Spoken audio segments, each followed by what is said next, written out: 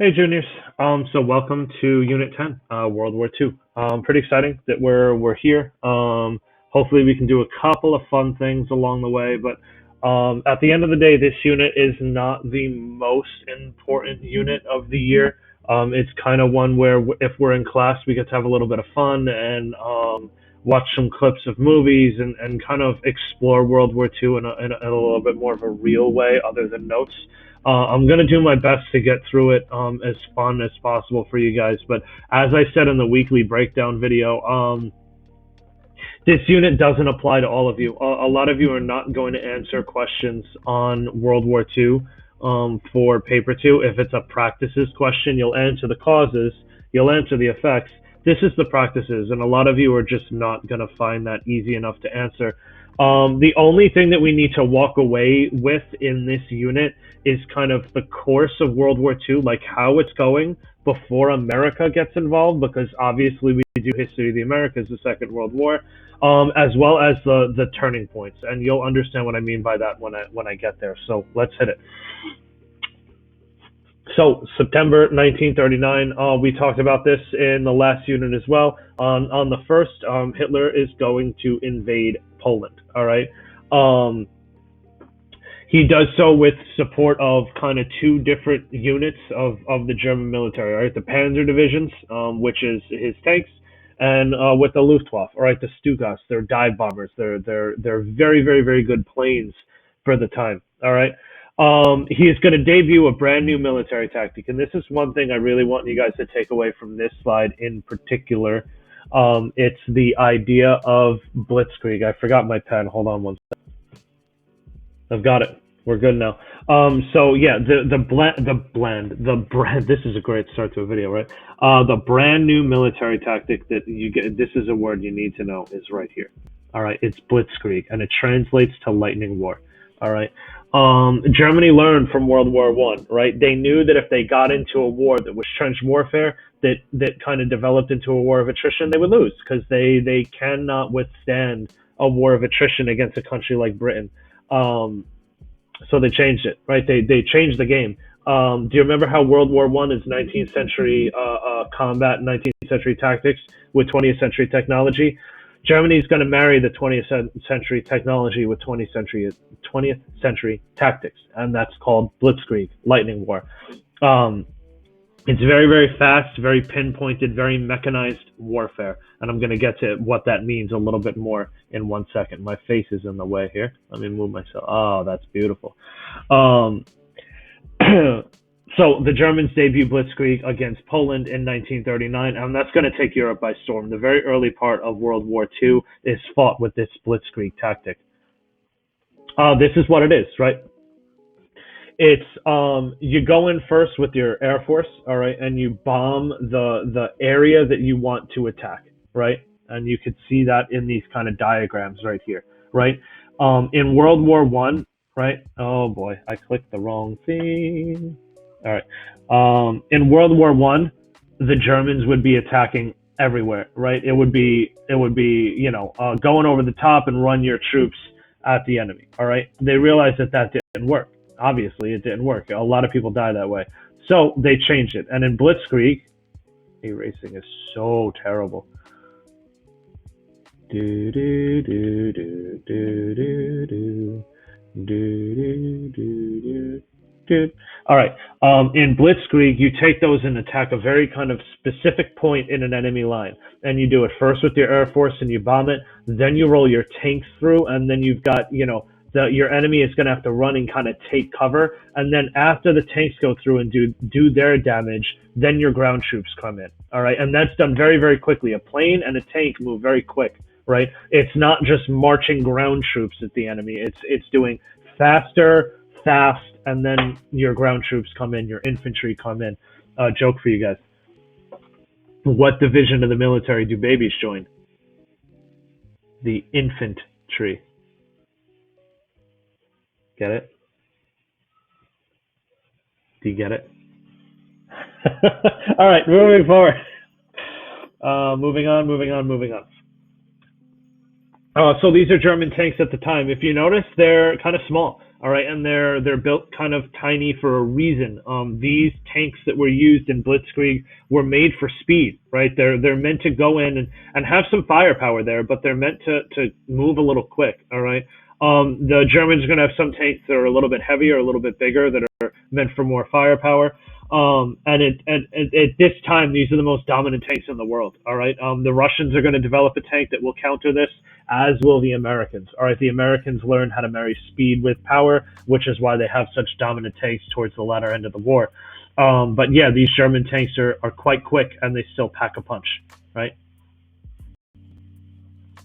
So yeah, Poland doesn't stand a chance. There are over 1 million German troops that enter Poland from the west, and then soon after, and 18 days later, I'm bad at math. 16 days later, the Russians are going to end with a bunch more troops themselves, and Poland doesn't stand a chance. Um, Poland actually does a decent job of resistance against Hitler, especially in Warsaw. If you're still searching for IA topics and want to talk about World War II and resistance movements, the Warsaw Resistance is a pretty good one to talk about. But I'm not going to get into that in this video. So here it is, right? On September 3rd, the British are going to deliver an ultimatum to Adolf Hitler saying to back out of Poland, all right? And if not, they will declare war. Hitler thought that Chamberlain was pulling his string and that he was bluffing and that he wasn't going to do anything about it. But Winston Churchill is behind the scenes here, and he's getting ready to kind of come into power. And he's the British Bulldog, and he's a war hawk, and he wants to make up for mistakes that he made in World War One. If you guys don't remember that, he was in charge of the Dardanelles campaign, Gallipoli. We very briefly talked about that. But yeah, he is not for appeasement. He wants, not that he wants war, he just wants to stand up to Hitler. So Hitler doesn't back out after 48 hours. So by September 3rd, 1939, right here, September 3rd, 1939, the British are going to declare war. The British and the French are going to declare war on the Germans. The Germans. So after that, a part of war that is not often talked about develops, and it's called the Winter War. All right. So after Stalin, so let me draw a map here. You ready for it? Oh, I need to hit the drawing tool. Da, da, da.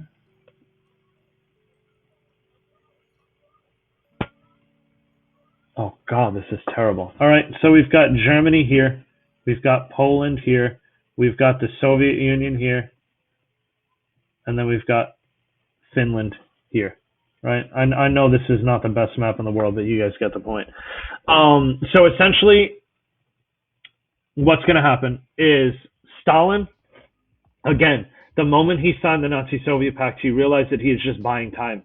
All right, and that Germany could very easily get through Poland and get to him. So he is trying to create as much buffer between the Germans and Moscow as possible. So he looks to the Baltic states, not the Balkans. The Balkans are south, the Baltics are north, right? Latvia, Lithuania, Estonia, all right? He takes them over by treaty, essentially, and he's gonna they're gonna hand themselves over to the Soviet Union. Finland is not willing to do it, and Finland is kind of the last piece of this buffer puzzle that Stalin is looking to create. So Finland will not back down. So the actual first real fighting of World War II is the Winter War, and it's the Soviet Union against Finland in the winter of 1939. If I were to tell you that if the Soviet Union fights Finland in a war, who do you think is going to win that war very easily? You'd probably think the Soviet Union, but Finland actually holds its own, and Finland sends a message to the world that the Soviet military sucks. They do a very good job of holding off the Russian military. If we were in class, I would tell a few kind of cool stories here. Actually, you know what? I'm going to tell one. The Soviet army just got purged, so it's lacking leadership, it's lacking supplies.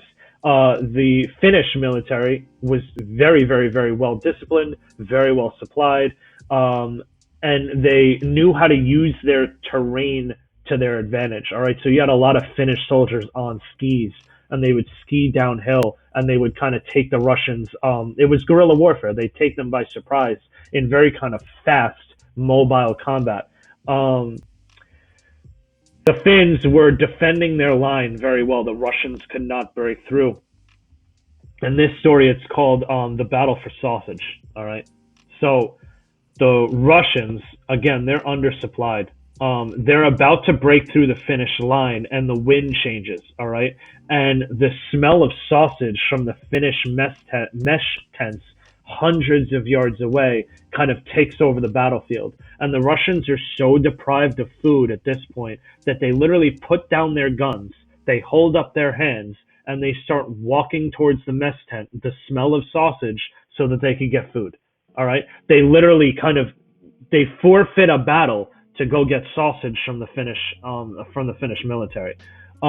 This goes to show you how kind of undernourished and underdeveloped the Russians were at this time. The Finns are going to be able to recover from that, and the war is going to be prolonged for several months because of what the Russians did in that battle. But overall, the Russians are going to be able to kind of overwhelm them by manpower. They're just way more Russians than there are Finns, and the Winter War is going to be over, and Finland is going to be taken over by the Soviet Union. So here you see kind of this very guerrilla-style warfare, right? This isn't a trench. This isn't one line. This is a stationary machine gun in one point with not a lot of people operating it, right? Not a lot to do. They're on skis. These are reindeer, but they had dogs, and they took the world by storm and how to defend against kind of an invading force. After that, the invasion of Norway, Denmark, Sweden. All right, Belgium is going to fall. All of these places. If we were in class, I would do a little bit here, but for the sake of time, they're going to fall rather quickly. All right. Here we have Norway. All right. Winston Churchill is going to say that Norway was the most strategically important location in the world at the time. So, shout out to you Norwegians out there. The reason for that is because up here in Sweden, Hitler was getting a lot of his iron ore.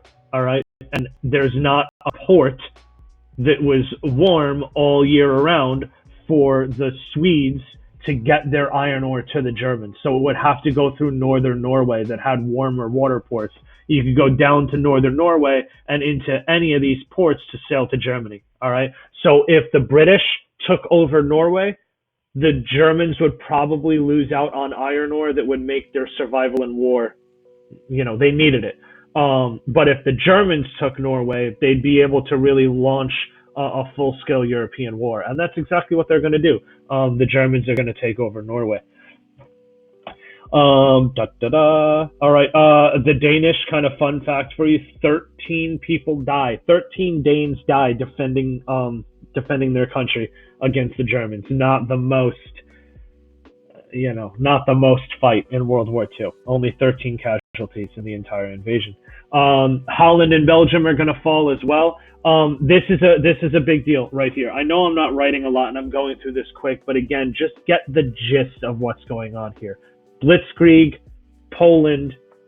Then after Poland, he moves back to Western Europe and he starts moving towards France after he takes Poland. One thing that happens is now that all of these countries are kind of being invaded, top scientists have a meeting. All right, it's September 15th, 1941. Some top scientists have a meeting, right? And this is in Copenhagen. All right, and this is going to be research that proves that an atom can be split.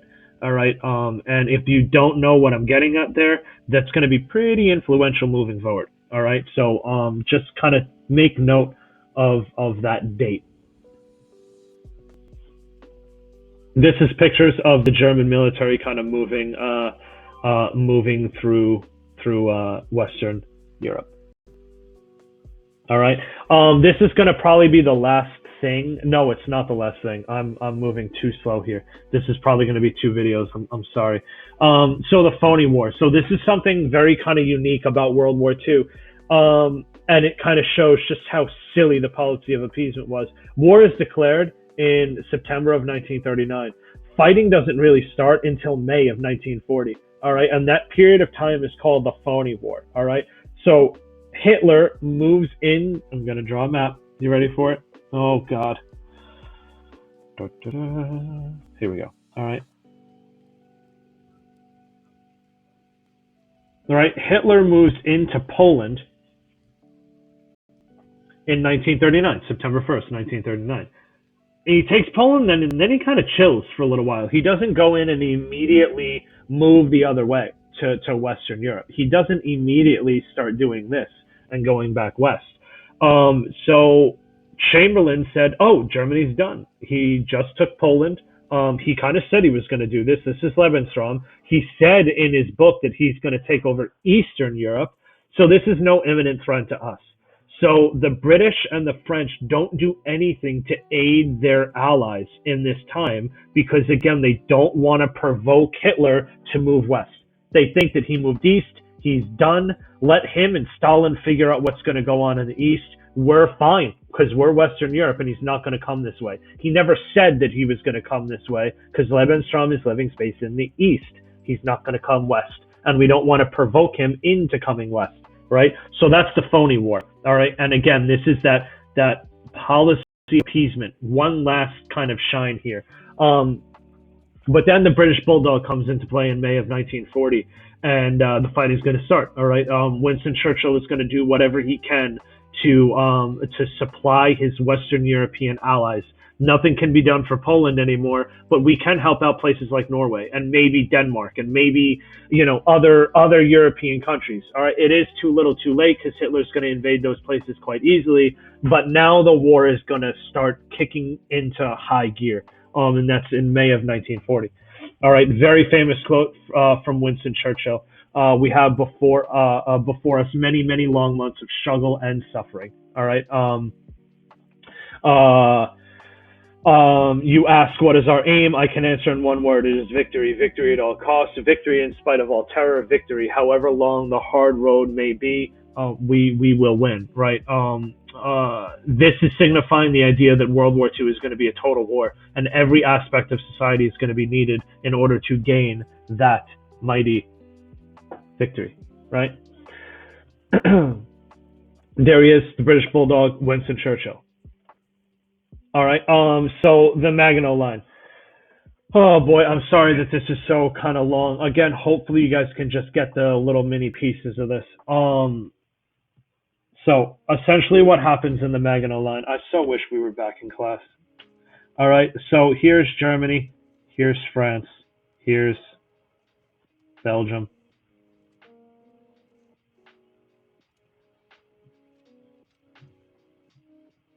All right. This beautiful thing right here is a forest. That's called the Ardennes Forest.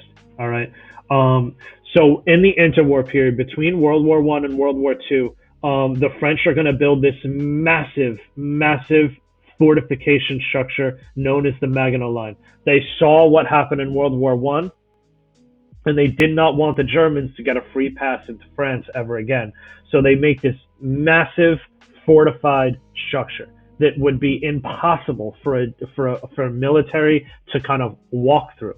All right, it was it was kind of developed like a hill, right? And the Germans would be coming from the ground, and there are kind of stationary guns and mortars and artillery stationed all throughout that hill, so that any ground forces marching at it is just going to be pulverized by heavy artillery. And that's the Maginot Line, and that's what the French think are going to protect them, and they pour almost all of their resources into the Maginot Line, and they don't really develop a modern military. They don't develop tanks. They don't develop planes. They don't develop new small machine guns and stuff to get through the war. They develop the Maginot Line. It really wasn't a good look for them. So what the Germans are going to do, and you'll see this in the next couple slides, is they say, okay, the French want us to do this. We're not going to do that. We're going to do this. All right. So they do the exact same thing they do in World War I, in World War II. And the French didn't learn their lesson. They didn't extend the Maginot Line up through the Ardennes Forest because the Ardennes Forest is so dense and so thick. They didn't think that the modern German military would be able to fit through it. They did. They kind of took down whatever trees that they needed to make a road to get all their tanks through the Ardennes Forest, and then they come all the way around and they kind of defeat France from behind. All right, they take the Maginot Line from behind. The silly French. These guns were very stationary. They moved like this. They moved side to side very well, but they didn't do this. None of them did this. So you could not fire what was behind you, and almost none of them did this. So you couldn't fire on what's on top of you. So the Luftwaffe is going to be able to fly right over the Maginot Line, and the German mechanized divisions are going to be able to go right behind the Maginot Line. And now this is the invasion of France, and this is why France really doesn't last very long. Sorry for my French friends. I'm not trying to make fun of you. I'm just stating what happened in World War II. I'm a little making fun of you. Just a little. So this is the Maginot Line right here. Again, much better map. I probably should have drawn everything on this, but you win some, you lose some. So this is that very heavy fortified land right here, right? The Germans would have never been able to get through the Maginot Line. So again, they just whoop right behind it. All right, and then once they get into France, they're going to split their military. Some is going to take the Maginot Line from the back. Others are going to push towards Paris and throughout the rest of France. So the French are all looking one way, and the Germans come at them from behind, and it doesn't really end well for the French. The French are led by Charles de Gaulle, very, very, very famous name, very famous for his defense of France and the resistance of the French against the Germans. Once they broke the Maginot Line, there was no defending against the Germans. The French were just not equipped. They were not prepared to defend themselves on their home soil like that against those massive tanks and the planes that the Germans were coming with. So the Blitzkrieg, right? The Blitzkrieg is going to be very, very, very effective in France, right? There's nothing that they can do to defend themselves. So if you see the German infantry and stuff coming at you, what are you guys going to do? You're going to run away. And that's exactly what the French do when they retreat. All right, and they're going to retreat to this place right here. All right, Dunkirk. It's a terrible movie. I walked out of it. I didn't finish watching it, but from what I saw, it's pretty bad. So Dunkirk. All right, if we look at what is that? All right, we're going to run with it. This is France. All right, this is Paris. This is England up here. All right, so essentially, the French are retreating throughout. Why am I lagging really bad? They're retreating throughout France. They're gonna eventually get to a beachhead up here, known as Dunkirk. All right, the beachheads are known as Dunkirk, and they are going to retreat. All right, so in June of 1940, whatever British troops are in France and the French troops are going to retreat off of continental Europe, and they're going to go back to Britain. All right, they're going to cross the English Channel, which is what that movie is all about. All right, fishermen and the British Navy and whatever send whatever boats they can to pick up whatever troops and supplies they can to send it back to Britain. About 198,000 British and 140,000 French and Belgian troops were saved by the Royal Air Force in the evacuation of Dunkirk, which is good. All right, Dunkirk is a very kind of two-folded thing. A lot of lives are saved, but the significance of Dunkirk is that continental Europe is evacuated by the Allies. Hitler now has total control over continental Europe. There aren't any Allied forces left. There's French resistance.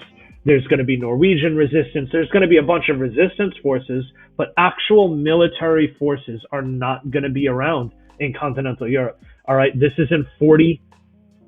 We don't get back in until 44. All right, it takes 4 years to get back into continental Europe because Hitler is going to really control it well while he has it. So that's the significance of the evacuation of Dunkirk. Dunkirk. This is what I mean. This is that beachhead up north, right? This is the Dunkirk beachhead. Up here, they're going to evacuate across the English Channel. These are some pictures of the evacuation of Dunkirk. The Germans are coming. They're all lining up on the beaches to get evacuated out. They leave millions and millions of dollars in supplies behind that the Germans are going to take, they're going to melt down, and they're going to make into their own weapons that only help them fortify Europe even more. So again, it's kind of glorified what happened in the evacuation of Dunkirk because lives were saved, but at the end, lives are lost because it is so hard to get back into continental Europe once they forfeit it the way that they did. And then France is going to fall in June of 1940. They march into the French capital on the 14th of June, and then the French are going to surrender by the 22nd of June. And if you remember, I told you a very cool story at the end of World War One, that the French and the British make the Germans board a train car and sign the armistice of 1918 on board a train car. Hitler got that same train car and put it back on the same and put it back on the tracks and brought it into Paris and made the French forfeit World War II in the exact same seats that Germany forfeited World War One in. So kind of ultimate vengeance story there. Kind of one of the cooler history stories I know. So this was a very humiliating point for France, a very prideful point for Hitler. The free part of France, the non-Nazi occupied part of France, because they're not going to take the whole thing. The southern part of France is going to become known as Vichy France. All right, and that is going to be the kind of free France. It's not really free. It's a puppet government that's created by the Germans, but the resistance movements out of the French, led by Charles de Gaulle, the rebel movements are going to really birth in Vichy France.